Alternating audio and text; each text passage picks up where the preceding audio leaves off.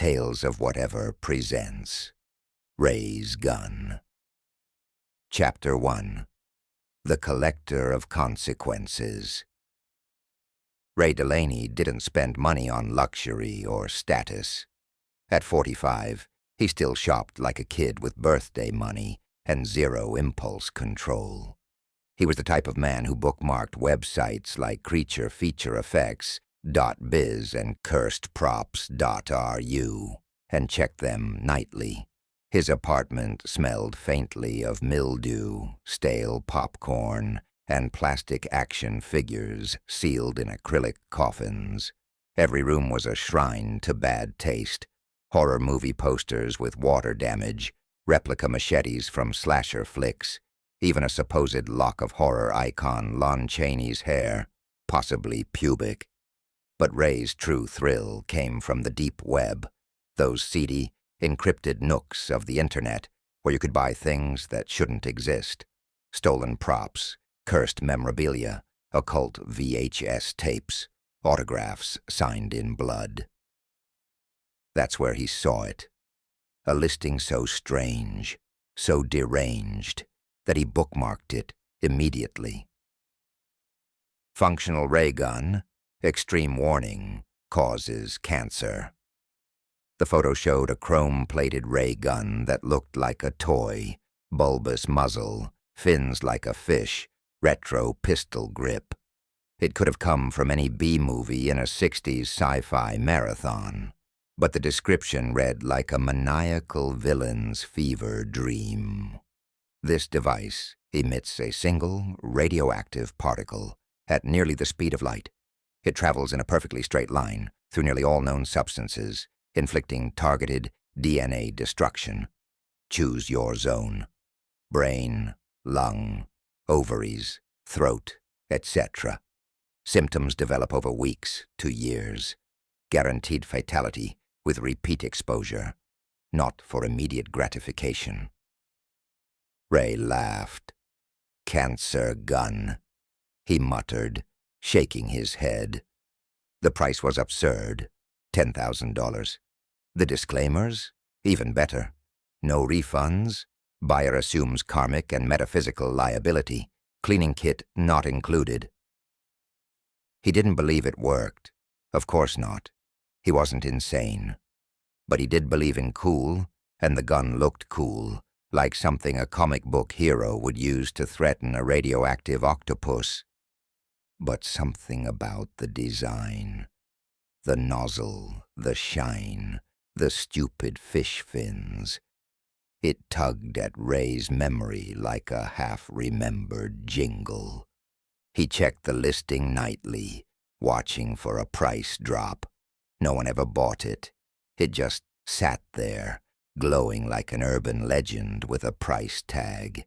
And every night he returned, he found himself whispering, "Where do I know you from?" Ray started digging. Not just into the listing, into his own memory. He scoured old horror blogs, prop databases, fan wikis for drive-in cinema. Something about the ray gun felt familiar, and Ray hated mysteries he couldn't solve. Eventually, the breadcrumb trail led him to a grainy VHS rip of a forgotten B-movie from 1962. Martian Men Militia, minute 43. A Martian zaps a doomed Earthman with a ridiculous chrome-plated ray gun. The Earthman clutches his chest and collapses in a cheesy but eerily prescient death scene. Ray froze the frame. It was the same gun, the same bulbous muzzle, the same retro grip. Out of curiosity, he looked up the actor. Dead within a year. Cancer. Coincidence? Maybe. Ray went deeper. Other actors from other science fiction films, crews, critics. A pattern emerged, thin but uncanny. One name kept popping up over and over again. A director who became a legendary producer. Chester P. Diddle. Ray knew the name. Once a titan of drive-in sleaze, Now a has-been human grease stain. Accusations, lawsuits, gambling, the whole package. Suddenly all the blood drained from Ray's face. His stomach began to churn. He slapped his own forehead in disbelief. How had he not clued into this sooner? A movie promo poster for Star Mission, Alpha Venus, loaded onto the screen in front of him. The familiar face in a silver miniskirt and go-go boots. Lana Delaney, his aunt. She had been one of those bright Hollywood lights that burned too fast. A rising star in the age of beehive hairdos and martini lunches. The studio pushed her as America's sweetheart of space. She made a half-dozen films, always glamorous, sometimes exploitative, and she died, young. Cancer. Ray had only ever seen her in grainy family tapes or boxed sets of sci-fi flops. His mother never talked much about Lana, just said Hollywood used her, then forgot her the moment she got sick. Maybe Lana hadn't just been used and forgotten. Maybe she had been targeted. Chapter 2. Fingerprints on film. Ray Delaney couldn't stop staring at the poster. He was standing in a small den that housed all the Lana Delaney movie memorabilia he was able to get his hands on. He was a little peeved at himself for letting so much dust build up. It had been years since he'd stepped foot in this room. He completed his collection long ago. Lana, his aunt, smiling in silver vinyl and thigh-high boots. She wore a holster on her hip with a ray gun pistol grip sticking out. The poster for Star Mission, Alpha Venus, had followed him through his childhood. Ray returned to his computer and sat back in his creaky chair, the light from the monitor washing over his face like a bad tan. He opened a blank document and began to print photos and write information on index cards. He took the prints and index cards over to his corkboard and tacked them up, connecting bright red strings between them like a bloody spider web. Victim 1, Gerald Jerry Knox, played a security officer in Martian Men militia, died 1963, cause laryngeal cancer. Diddle complained to the tabloids that Jerry couldn't carry a tune if he could put it in a paper sack. Victim 2, Barry Kurtz, film critic, wrote a scathing review of Chester P. Diddle's debut. Died 1971. Cause brain cancer. Diddle was reported saying that Kurtz is a dumb man's idea of smart. Victim 3, Alejandro Flash Montez, former professional baseball player, dated Diddle's ex-wife. Died 1991. Cause testicular cancer. Diddle punched out the paparazzi reporter who asked for a comment. He kept going. The deeper he looked, the stranger it became. The gun appeared in other films, sometimes repainted, sometimes disguised, sometimes barely altered at all. A glowing relic in the hands of popes, generals, alien cultists, always on a Diddle production. Ray tried to be rational. People die. Cancer is common. But these weren't just deaths. They were clustered, lined up like headstones in a storyboard. And Lana? Victim 13, Lana Delaney, actress, aunt, died 1971. Cause ovarian cancer. No prior symptoms, no family history. He added her name last, like it hurt to write it. The gun was there in Planet None verses, Satan's robots, clutched by a Martian bishop. The actress in that scene. Lana. She'd once accused Chester of groping her on set. Her story got buried, and so did she. Ray rubbed his eyes until he saw stars. Maybe the gun was a big stupid prank.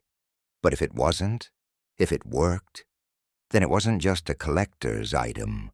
It was a murder weapon. And maybe, just maybe, Lana hadn't died because of bad genes or bad luck. Maybe someone had pointed that ridiculous toy at her and pulled the trigger. Ray stared at his mess of macabre connections and conspiracy. It didn't look like a hunch anymore. It looked like the work of a mass murderer. And he wasn't just a collector now. He was a witness. Chapter 3. Inheritance of the Irradiated. Ray returned to the dark web listing he had bookmarked weeks ago. The same one with the absurd price and apocalyptic sales pitch. It wasn't clear how the gun had made it off set. Maybe it was stolen, maybe it got lost in the shuffle of bankruptcy and backlot fires. He didn't believe in destiny, but it is here. Online. For sale. Untraceable. No new details. Same photo. Same disclaimers. Same absurd confidence in its own lethality. Ray refreshed the page and hoped for a price drop. Then without ceremony he clicked bid. He didn't have the funds. Not yet. But he had 72 hours to come up with the cash. Ray stood up from his desk and crossed to the museum-lit den of his apartment. His shrine to Aunt Lana. There she was, Aunt Lana Delaney, in all her cosmic, campy glory. A star mission, Alpha Venus, one sheet in mint condition, call sheets, press clippings, signed 8x10s with lipstick kisses, countless other memories from her prematurely shortened movie career. He even had her champagne glass from the Revenge the Moon Maidens wrap party. He picked up a photo. Lana in costume, bubble helmet tilted rakishly. She had written, "To my brightest little Ray, stay radioactive. Love, Aunt Lana." Ray stared at the signature.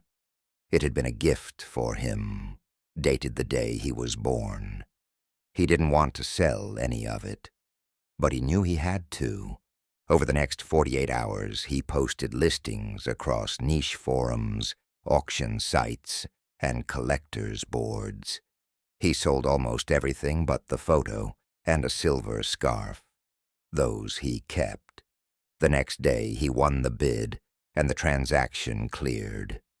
And 1 week later, the gun arrived. A plain brown box, no stamps, markings, or label, no return address. Inside, a padded case, like something used for musical instruments or delicate tools. And inside that, the gun. It was beautiful, sleek, retro, heavier than it looked. The chrome finish gleamed like it had just rolled off a spaceship assembly line. He had to know. He went to the pet store, bought a rat. He gave it no name, no ceremony. He took it to the alley behind his building, set the cage down, pointed the gun. Click, then again, click, and again, click. The rat blinked at him, unimpressed. Ray frowned. He'd expected a spark, a sound, a shimmer of light, something cinematic. Instead, each trigger pull sounded like a dead lighter. But as he gripped the handle for a fourth time, he noticed something else. The gun felt warm, not hot, not glowing, just faintly, unsettlingly warm. And there was a scent now, too. Not ozone, not metal. Something subtler, like burnt dust or the lingering memory of a hospital hallway. It made the hairs on his arms stand up. Ray packed up and went home. 3 days later, the rat was dead. No injuries, no marks, just curled in its bedding like it had dreamed itself out of existence. Ray flushed it without a word. Back in his apartment, he stared at the gun. It didn't feel like a prop anymore. It felt like an answer. He set it beside the remaining photo of Lana. Then he opened a new folder on his desktop. He titled it Justice. And he started planning a visit. Chapter 4. Inoperable Justice. Ray Delaney decided to do the right thing by going to the authorities, asking, politely, for justice. He even wore deodorant. At the precinct, he handed a young officer a manila envelope labeled Cancer Gun Proof. I believe Chester P. Diddle is connected to multiple suspicious cancer deaths spanning decades, Ray said, leaning in with the earnestness of a conspiracy theorist at a PTA meeting. I've compiled a list of victims, film appearances, production dates, medical records where I could find them. The common thread is this prop gun that appears in several films, used on screen, and later the actors die. Of cancer. Sometimes critics, too. Or ex-boyfriends. It's not random. I think it's real. The young officer, Officer Hayes, his badge said, turned over the manila envelope in his hands. Okay. Chester Diddle. Yeah, we had an open file on him for a while. Harassment charges, fraud, suspected blackmail, the whole sleazeball package, a lot of rumors, but not much stuck. Why not? Ray asked. Hayes rubbed his neck and hesitated. Well, it bounced around, got buried under newer cases, plus the detective who was leading it got diagnosed with cancer, had to bow out. Ray narrowed his eyes. And the guy who picked it up after that, Chief Hume, he really pushed it, started asking questions Diddle didn't like. Ray leaned forward, and Hayes glanced across the room and gestured with his coffee cup. Ray turned his head. There, beside a flickering soda machine and a dusty brochure rack, sat a small memorial, a glass display case with a black and white photo of Chief Wallace Hume, smiling grimly in his uniform. A folded American flag lay beneath it, next to a polished badge and a tiny plaque. But there was something else, too. A smaller framed photo perched awkwardly beside the display. It showed Chester Diddle himself, standing at Hume's hospital bedside, holding a get-well-soon balloon and smirking faintly at the camera. Hume looked tired. Chester looked like a man posing with a prize.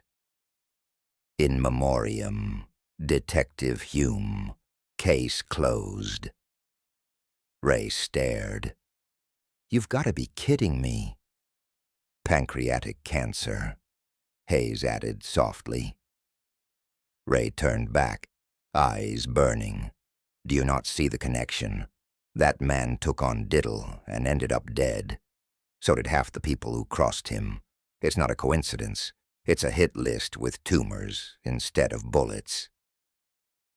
Hayes looked sympathetic. He really did. Then, with a brief glance over his shoulder to make sure no one else was listening, he leaned in slightly. Off the record, sir.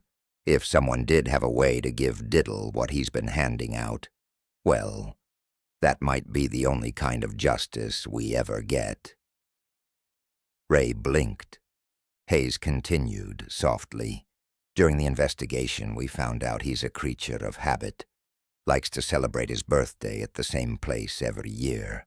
La Carmina's, over on Del Mar and 6th. Table in the middle.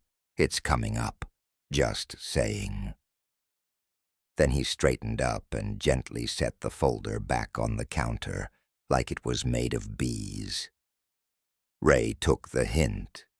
He stood up, took the envelope back, and nodded.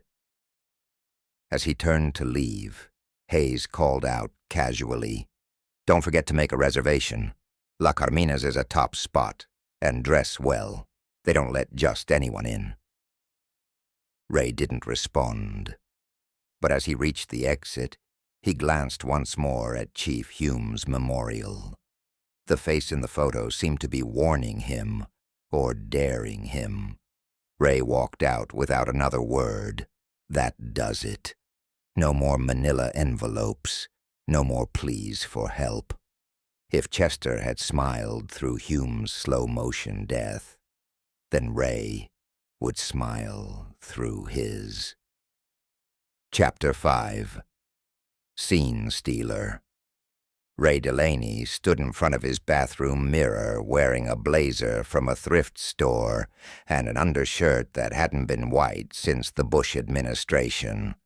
The gun was nestled in a padded collector's case on the sink beside his toothbrush and half a bottle of expired mouthwash. He adjusted his collar, rehearsed a smile, failed. "You're a long way from Galaxy Theta, Sugar Plum," he whispered. That was Lana's line. She said it right before gunning down a tentacled villain in Rocket Vixens from Galaxy Theta.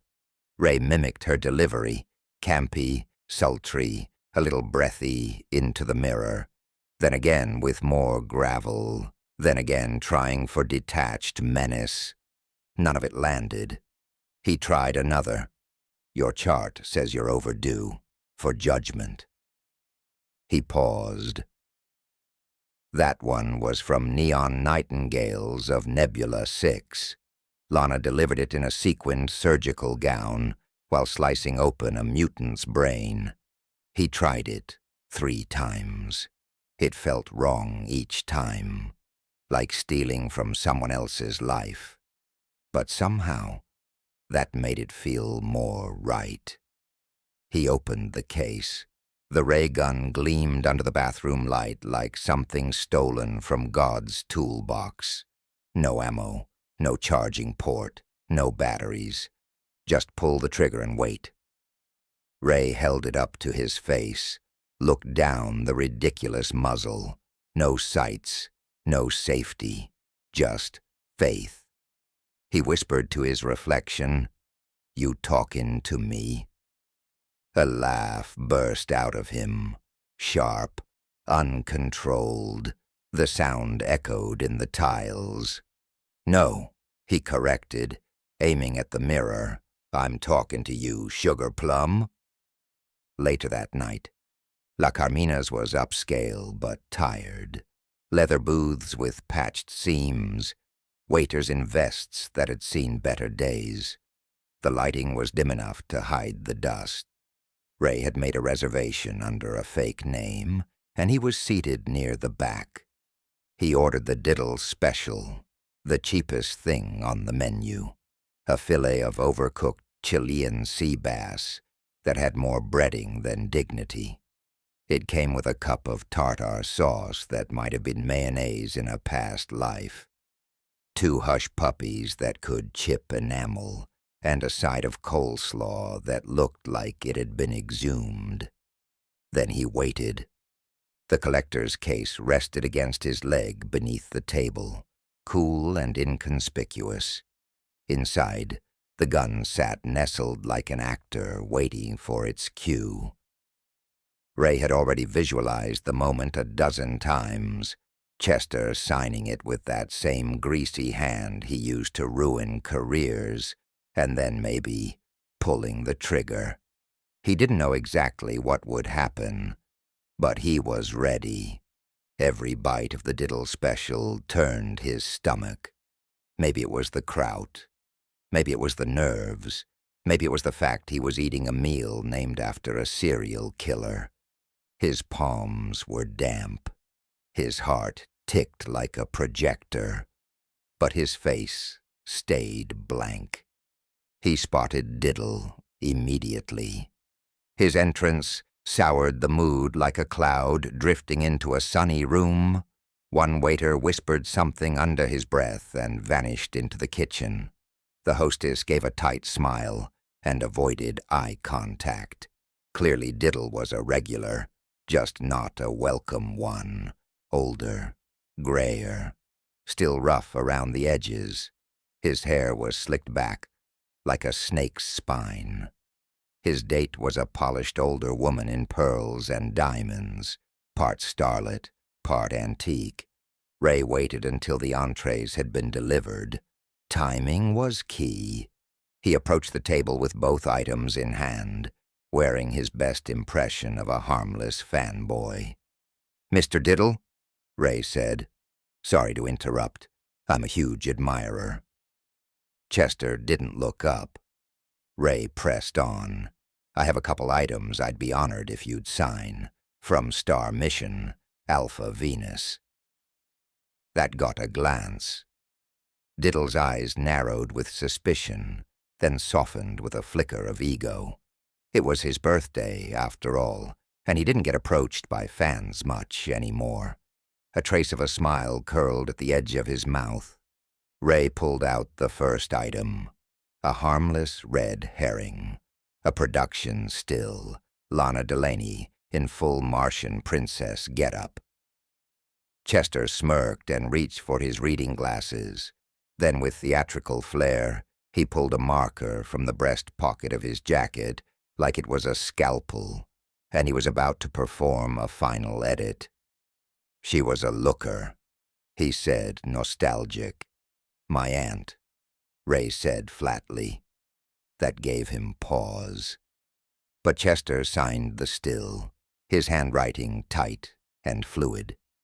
Ray thanked him, then pulled out the second item, the case that housed the ray gun. Chester looked bemused. Ray snapped open the case with one hand, cradling it in the crook of his other arm. Inside, nestled in black velvet, was the ray gun. Sleek, polished to a mirror shine. Unmistakable. Chester recoiled as if it were a rattlesnake. He shoved back from the table, silverware clattering. His date gasped, laughing nervously. "Chessie, darling, it's just a toy." But the laughter faded. She looked again, really looked, and her expression shifted from confusion to calculation, like she was reconsidering the entire evening. Chester wasn't laughing. His face had gone pale. His hands trembled. Ray lifted the gun into view, his voice calm, but edged with something darker. "Found it online. Cleaned it up. Looks just like the original, huh?" Chester recoiled, his face going pale. His voice dropped to a hiss. "Get that thing away from me." Ray didn't budge. His tone stayed level. "It would mean a lot if you signed it." Chester snarled, his words sharp and venomous. "Go to hell." Ray's reply came quiet, steady, almost kind. "I'll leave right after. Promise." Chester stared at the gun like it was hissing at him. Then with the same marker, he scrawled his name across the side, frantic, jagged, less autograph than exorcism. Ray smiled. "Thanks, Mr. Diddle." The woman leaned in. "What's the big deal? It's just a prop, right?" Ray turned to her. "They used it in Martian Men militia. I restored it. It's fully functional." Chester surged to his feet. "Leave us be," he shouted, then added under his breath, "You goddamn bastard." He lunged for the gun. Ray stepped back. The woman shrieked. A waiter appeared from behind a dessert cart. "Is there a problem here?" "He's threatening me," Chester snapped. "Relax," Ray said, lifting the case as if to return the gun.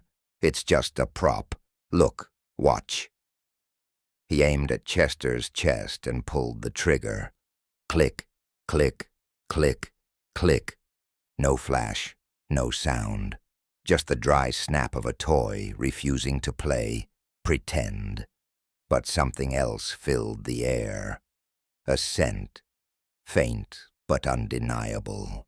Not smoke, not ozone, something clinical, metallic, like burnt dust and hospital sheets. Chester smelled it, and then recognition. A slow, horrified blink, like a ghost had tapped him on the shoulder. "See? It's nothing," said Ray. Chester collapsed back into his chair like one of his own doomed extras, arms slack, head tilted, eyes wide with animal fear. Ray calmly packed the gun away. The staff were tense but uncertain. No one knew what to make of it. Just another public meltdown from a has-been director and a weird fan. No one tried to stop him. No one called the police. If anything, the waitstaff looked vaguely relieved. They didn't want to get involved. Not with Chester. Not with whatever this was.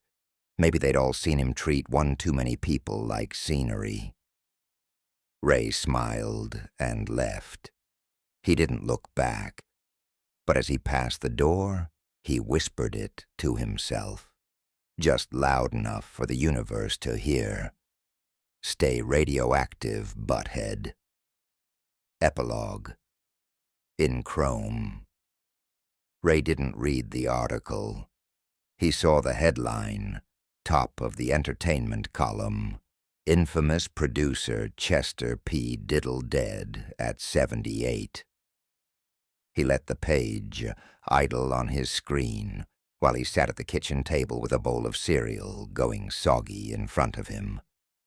It had been 24 days since La Carmina's. He hadn't touched the gun since. It sat locked in its padded case in the closet, wrapped in the last remaining piece of his Lana memorabilia, a silver scarf she wore in neon nightingales of Nebula 6. Ray closed the browser without investigating further. He didn't need to know the details. He already did. It took 3 hours to find her grave. The cemetery had gone digital, but the website's map was ancient and riddled with typos. Eventually, he found a man trimming hedges who pointed him toward a moss-covered headstone near the edge of the property, beneath a weeping elm. Lana Delaney, 1936 to 1971. Gone too soon. Shine on, Star Girl. The stone had a chipped corner. A faint lipstick print still lingered on the marble, sun-faded. Someone had left a bouquet of fake lilies with glitter on the petals. Ray sat beside the grave for a long time. Just sat. Then he opened the case. The gun still gleamed in the daylight. He unscrewed the trigger, then sealed the slot with epoxy. No more clicks, no more death. It didn't look like a weapon now. It looked like a joke. He placed it gently on the grass, stared at it. He had brought a small garden trowel, not dramatic, not symbolic, just something from under the sink. He dug a narrow hole, deep enough to fit the gun on its side. A burial, no eulogy. He lowered it in, covered it back up, and pressed the soil down with both hands. Then he sat again. Birds chirped. Somewhere, a lawnmower buzzed. Eventually, Ray stood. He brushed the dirt from his knees, then leaned down and touched the cold marble of Lana's grave. Then he left, leaving the prop where it belonged, in the dirt, above a beautiful star that burned away much too soon. This is the end of another tale. Stay tuned for more tales of whatever.